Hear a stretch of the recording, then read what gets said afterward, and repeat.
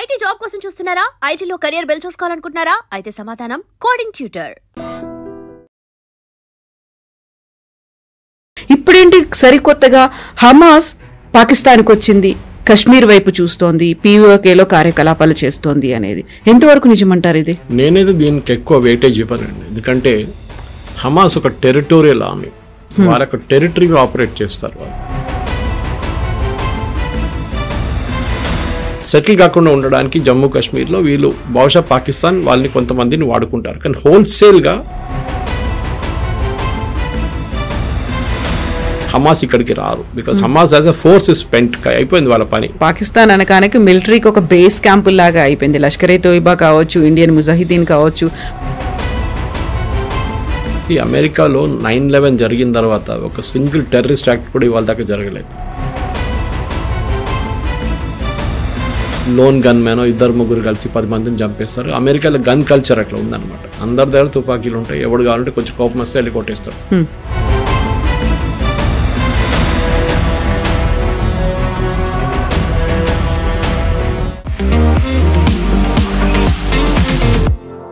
నమస్తే, నేను Kavitha. Welcome to I dream news and నిజాలు. గాజా కేంద్రంగా ఇజ్రాయెల్ మీద దాడి చేస్తున్నటువంటి ఉగ్రవాద సంస్థ హమాస్ ఇప్పుడు పాకిస్తాన్ కేంద్రంగా చేసుకుని కశ్మీర్ మీద అటాక్ చేయడానికి రెడీగా ఉంది. ఈ మాటలంది Middle East Media Research institute.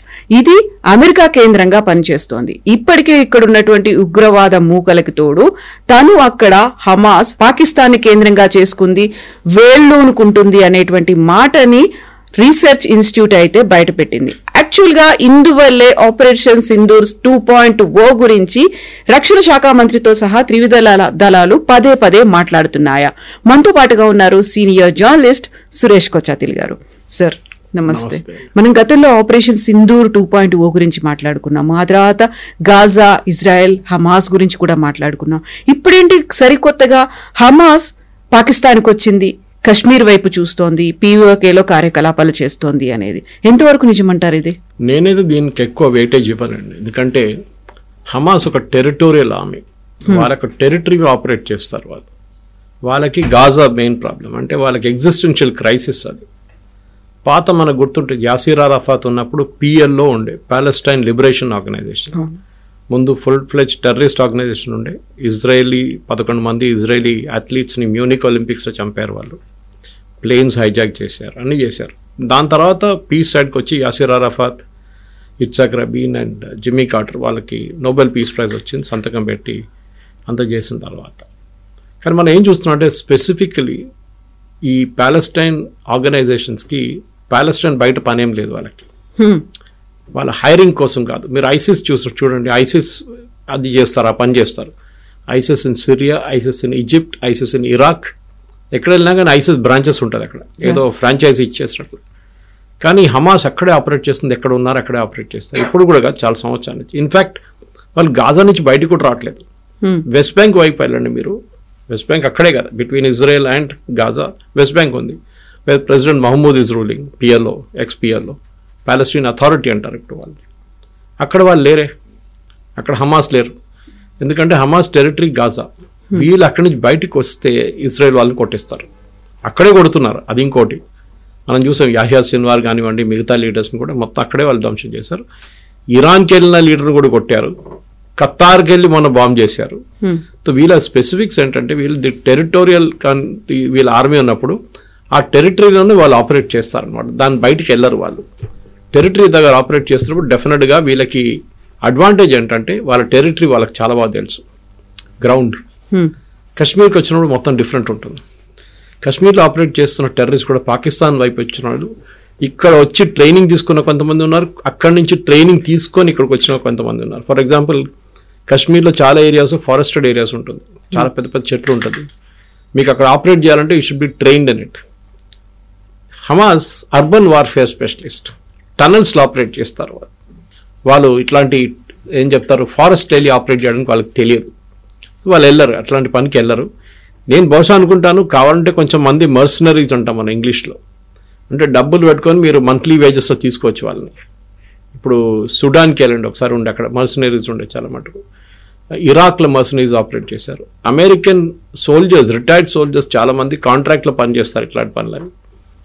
So భారతదేశాన్ని కంటిన్యూస్గా ఏం చెప్తారు, ఒక ఆన్ ద బాయిల్ అంటాం అని ఇంగ్లీష్లో, సెటిల్ కాకుండా ఉండడానికి జమ్మూ కాశ్మీర్లో వీళ్ళు బహుశా పాకిస్తాన్ వాళ్ళని కొంతమందిని వాడుకుంటారు. కానీ హోల్సేల్గా హమాస్ ఇక్కడికి రారు. Because Hamas as a force is spent, అయిపోయింది వాళ్ళ పని.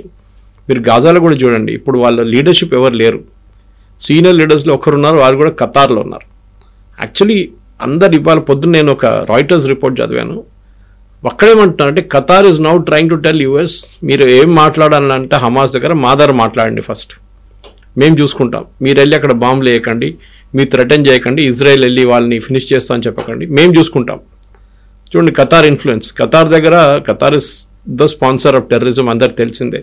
ముస్లిం బ్రదర్హుడ్ అక్కడే, ఐసిస్ అక్కడే, హమాస్ అక్కడే, వీళ్ళ లీడర్లు అందరూ అక్కడే ఉన్నారు. దాంతోపాటు వీళ్ళు ఏం చేస్తారు, వీళ్ళ దగ్గర ఉన్న ఫండ్స్ చాలా ఉన్నాయి. ఖతార్లో పాపులేషన్ 4 లక్షల మంది అంతే, ఒరిజినల్ పాపులేషన్ వాళ్ళది. కానీ వాళ్ళ దగ్గర ఉన్న గ్యాస్ రిజర్వ్స్తో డబ్బులు చాలా ఉన్నాయి వాళ్ళకి. సో స్పాన్సర్షిప్ చేయడం వాళ్ళకి ప్రాబ్లమే లేదు. అటువైపు చూడండి హూతీస్ ఉన్నారు, హూతీస్ని ముట్టరు వాళ్ళు. హూతీస్ ఇస్ స్పాన్సర్డ్ బై ఇరాన్, వాళ్ళు కూడా ఇప్పుడు ఆల్మోస్ట్ లాస్ట్ స్టేజెస్కి వచ్చేసారు. అటువైపు హెజ్బుల్లాని మొత్తం ఫినిష్ చేసేసారు ఇజ్రాయెల్ అయితే. వాళ్ళ కంప్లీట్ లీడర్షిప్ని, నస్రుల్లా నుంచి మొత్తం డౌన్ ద లైన్ లీడర్షిప్ని అందరిని ఫినిష్ చేశారు. మనం చూసాం, పేజర్ బాంబింగ్ చేశారు చాలా మటుకు. It was very very effective అనమాట. ఇట్లాంటి పరిస్థితుల్లో ఇప్పుడు భారతదేశం వైపు రావడం అనేది నేను అనుకుంటా ఇట్స్ నాట్ పాసిబుల్. ఎందుకంటే అగైన్ ద ప్రాబ్లం ఇది, హమాస్ స్పెషలైజేషన్ అర్బన్ వార్ఫేర్. వీరు వాళ్ళకు బిల్డింగ్ టు బిల్డింగ్ కొట్టమనండి, వాళ్ళు చేస్తారు అట్లాంటి పనులంతా. టన్నల్స్ నుంచి ఆపరేట్ చేయమంటే చేస్తారు. కానీ వాళ్ళని తీసుకొచ్చి మీరు ఫారెస్ట్ ఏరియాలో ఇడిచేస్తే వాళ్ళు చేయలేరు, ఓపెన్ ఏరియాస్లో అటాక్ చేయలేరు వాళ్ళు. They are not meant for that. So whereas Pakistan నుంచి వచ్చే టెర్రరిస్ట్ మనం చూస్తున్నాం, లష్కర్ ఇ తోబా కానీ, హిజ్బుల్ ముజాహిద్దీన్ కానీ, ఎవరైనా కానివ్వండి, వాళ్ళకి ట్రైనింగ్ పాకిస్తాన్లో కూడా ఇట్లాంటి అడవిలో ట్రైనింగ్ ఇస్తారు వాళ్ళు. దాని తర్వాత ఇక్కడ పంపిస్తారు. దానికోసం మొన్న కూడా చూసాం మనం, పెహల్గాం తర్వాత కూడా ఆ టెర్రరిస్ట్ని అక్కడ చేసిన కొంతమందిని పట్టుకోవడానికి మనకు ఆల్మోస్ట్ 100 టైం పట్టింది. It was very tough. Operation మహాదేవ్లో లాస్ట్ వాళ్ళు దొరికారు అది. కానీ ఎందుకంటే వాళ్ళు అంత టాప్ క్లాస్ ట్రైనింగ్ ఇచ్చి పంపిస్తున్నారు అక్కడి నుంచి. ఇప్పుడు మనం ముంబై అటాక్ చూసాం 26/11, వాళ్ళు 2 రోజులు మన ఫోర్సెస్ని అడ్డుకున్నారు వాళ్ళు. అంటే వాళ్ళకి అంత ట్రైనింగ్, క్లోజ్ కాంబాట్ ట్రైనింగ్ ఇచ్చారు వాళ్ళకి. అంటే మీరు ఒక హోటల్ లాంటి స్ట్రక్చర్ లోపల ఎట్లా ఫైట్ చేయాలని చూపించారు వాళ్ళు, పాకిస్తాన్ వాళ్ళు ట్రైనింగ్ ఇచ్చారు. అది ఇట్ ఈస్ ఎక్స్పెక్టెడ్. మన దగ్గర ఇప్పుడు ఎన్ఎస్జీ ఉందండి, national security guard, black cat commandos అంటాం మనం.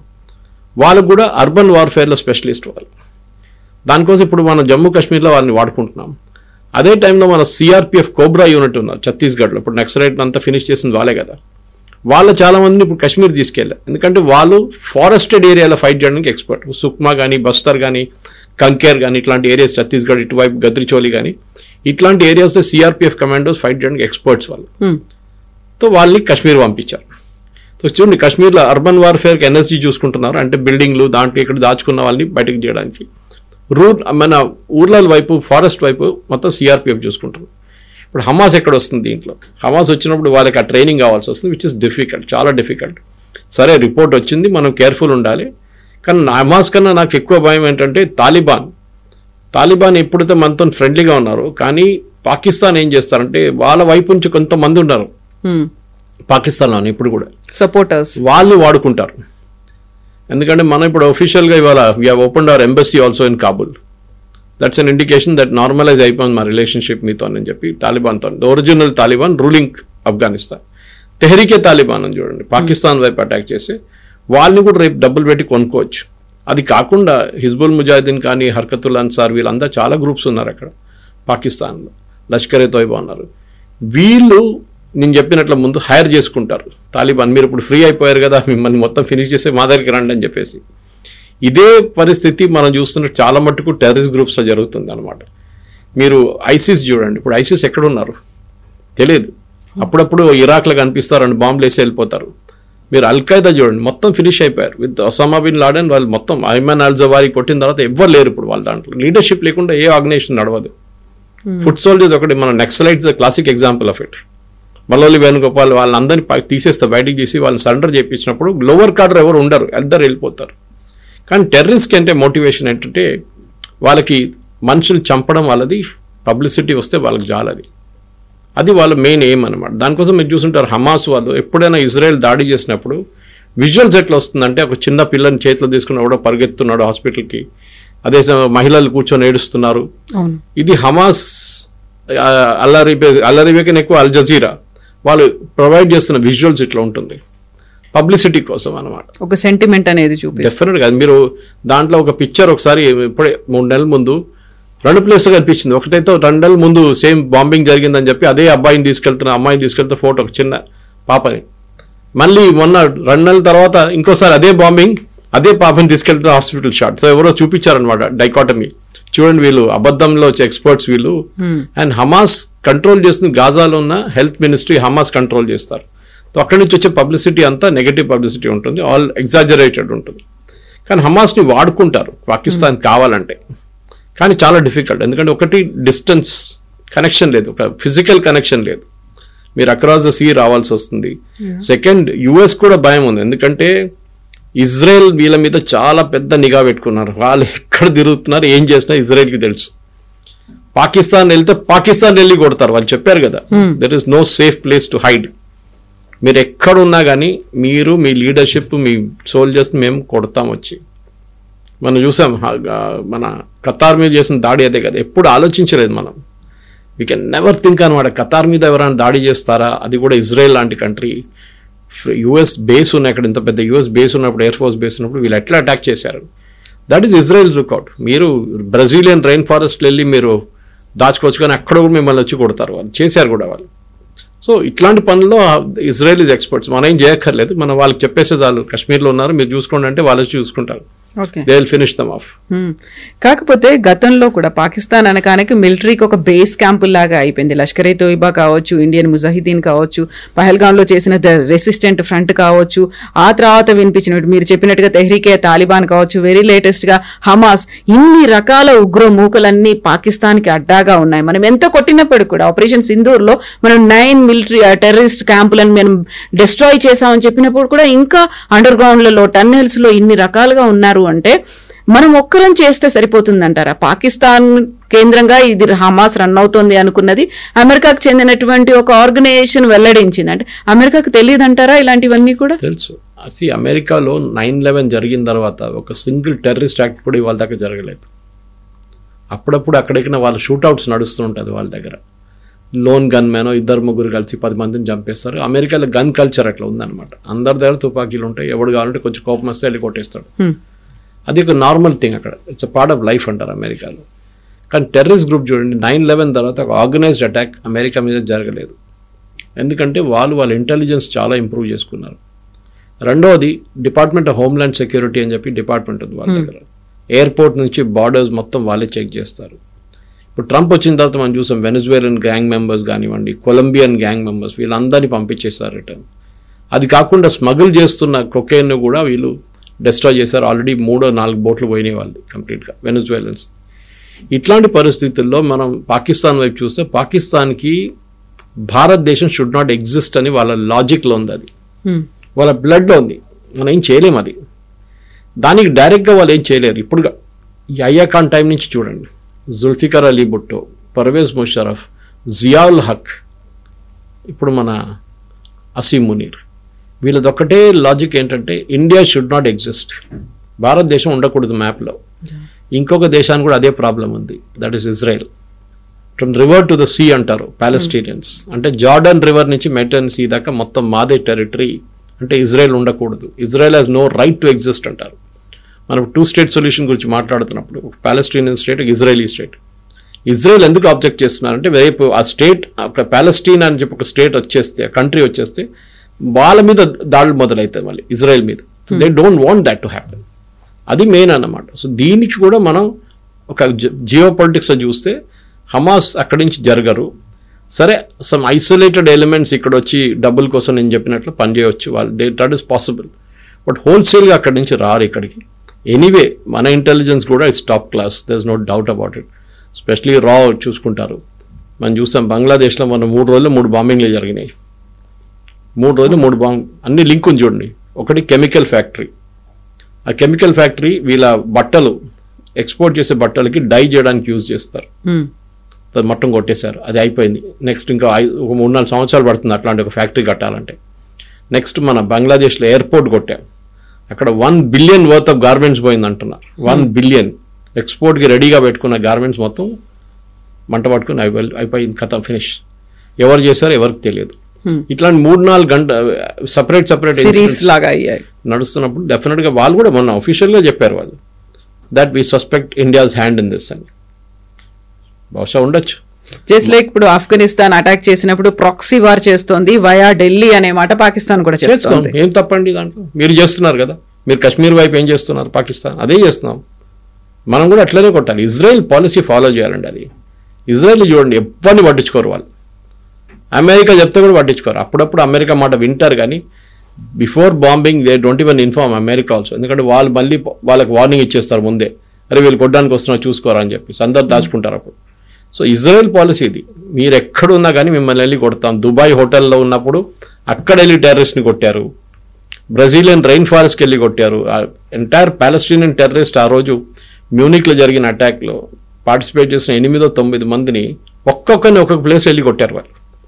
సో మనం కూడా అదే చేయాలి. మన policy good bye we will not allow you to rest anywhere. కానీ మన ప్రాబ్లం ఏంటంటే వీళ్ళు స్పెషల్లీ లష్కర్ తోయిబా కానీ, జైషే మొహమ్మద్ కానీ, హర్కతుల్ అన్సార్, వీళ్ళందరూ టెర్రరిస్ట్కి ప్రొటెక్షన్ ఇచ్చేది Pakistan ISI, inter service intelligence, which is the part of the Pakistani army. వాళ్ళ ప్రొటెక్షన్ నుంచి బయటకు వచ్చేస్తే మనం కొట్టచ్చు వీళ్ళు. ఇజ్రాయెల్ చూడండి, అక్కడ తెహ్రాన్కి ట్రావెల్ చేసిన ఒక హమాస్ లీడర్ని తెహ్రాన్లో కొట్టారు వాళ్ళు. అది కూడా ఆయన బెడ్ కింద బాంబు పెట్టే బాంబు పేల్చారు, పక్కన ఉన్న రూమ్కి ఏం కాలేదు. ఆలోచించండి, that perfection they have Israelis. మనం కూడా we should go after the terrorist leaders. ఒకసారి మీ లీడర్స్ని కొడితే వీళ్ళందరూ ఎవరైనా కానివ్వండి, వాళ్ళ పాకిస్తాన్ ఉన్న టెర్రర్ లీడర్స్ ఎవరైనా వాడిని కొట్టేస్తే దెన్ వాళ్ళు మిగతా ఎవరు అందరు పైకి రారు, they will die a natural death. కానీ పాకిస్తాన్ ఆర్మీ ఏం చేస్తున్నారంటే కంటిన్యూస్గా వీళ్ళకి డెప్యూటేషన్ ఇస్తున్నారు. మీరు మొన్న ఆపరేషన్ సింధూర్ జరిగినప్పుడు కవిత గారు మీకు గుర్తుంటే ఫస్ట్ డే బాంబింగ్ చేసిన తర్వాత ఫ్యూనరల్ ఉండే ఆ రోజు, నెక్స్ట్ డే ఫ్యూనరల్లో పాకిస్తాన్ ఆర్మీ చాలా మంది జనరల్స్ అటెండ్ చేశారు. అవును, ఆ ఫ్లాగ్ కూడా వేశారు. టెర్రరిస్ట్ లీడర్స్ ఆ రోజు అప్పుడు దాకా మన ఆర్మీ వాళ్ళని కొట్టలేదు. సో ద లాజిక్ వాజ్, వాళ్ళ తర్వాత వాళ్ళే ఎక్స్ప్లెయిన్ చేశారు, వీళ్ళు ఏం చేస్తారంటే పాకిస్తాన్ ఆర్మీ నుంచి కొంతమంది డెప్యూట్ చేస్తారు. They deputed to go to and train, వీళ్ళని ట్రైనింగ్ చేయడానికి ఈ టెర్రరిస్ట్ గ్రూప్స్కి. ఈ టెర్రరిస్ట్ గ్రూప్ వాళ్ళు ట్రైనింగ్ ఇచ్చిన దాంట్లో వాళ్ళు ఆ రోజు కొట్టినప్పుడు వాళ్ళు కూడా ఈ టెర్రరిస్ట్ క్యాంప్స్లో ఉన్నారు, పాకిస్తాన్ ఆర్మీ ఆఫీసర్స్. దానికోసం ఫ్లాగ్ వేశారు. టెర్రరిస్ట్ గ్రూప్స్కి వాళ్ళు ఫ్లాగ్ వేయరు, టెర్రరిస్ట్ వాళ్ళ మీద ఫ్లాగ్ ఎప్పుడు పెట్టరు. సో పాకిస్తాన్ ఆర్మీ ట్రైనింగ్ ఇస్తున్నారు వీళ్ళకి. నేను దీనికన్నా ముందు కూడా చెప్పానండి, అర్బన్ వార్ఫేర్కి 26/11 జరిగిన వార్ఫేర్కి అంతా ట్రైనింగ్ పాకిస్తాన్లో క్యాంప్స్ ఉన్నాయి. ఒఫిషియలీ పాకిస్తాన్ ఆర్మీ ట్రైనింగ్ ఇస్తున్నారు వాళ్ళకి. ఇప్పుడు మనం అంటున్నాం తాలిబాన్తో మనం చేపిస్తాం అని చెప్పి పాకిస్తాన్లో, yes we will do the same thing. మనం ట్రైనింగ్ అయితే ఇయ్యాం, కానీ ట్రైనింగ్ ఇచ్చాం. దీంట్లో మీకు గుర్తుంటుంది Velupalli Prabhakaran LTT complete LTTని train చేసి ఆర్మ్స్ ఇచ్చింది ఇండియన్ ఆర్మీ ఇందిరాగాంధీ టైంలో. దాని తర్వాత రాజీవ్ గాంధీ కొంచెం నెగిటివ్గా వెళ్ళిపోయినప్పుడు ఆయన మీద దాడి చేసి ఆయన చంపేశారు. The reason why Rajiv Gandhi